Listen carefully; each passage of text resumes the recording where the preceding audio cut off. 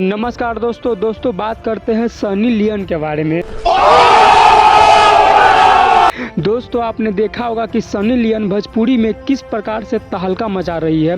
दोस्तों Sunny Leone सबसे पहले पवन सिंह के साथ गाना लाई, फिर नीलकमल सिंह के साथ गाना लाई। दोस्तों दोनों गाना में सनी लियोन ने पूरा भोजपुरी में तबाही मचा दिया है, तबाही।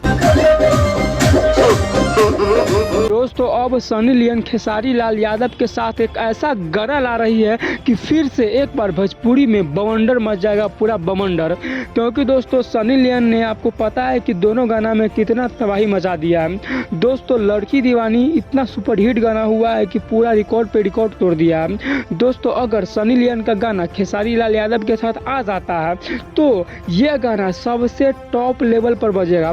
क्योंकि दोस्तों खेसारी लाल यादव भी खूब सुपरस्टार है और सनी लियोन भी अपने आप में काफ़ी ज़्यादा तगड़ा वाला स्टार है। दोस्तों अगर दोनों का गाना एक साथ आ जाता है तो सच में पूरा भोजपुरी का रिकॉर्ड एकदम टूट जाएगा।